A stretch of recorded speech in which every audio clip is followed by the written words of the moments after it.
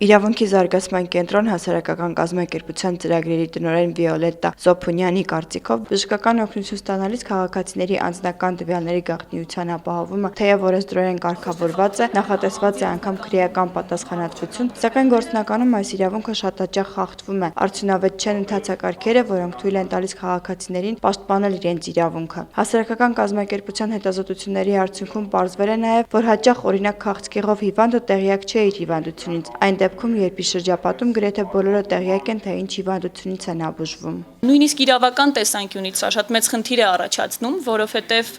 հաշվի առնելով տվյալ հիվանդության հետևանքները եւ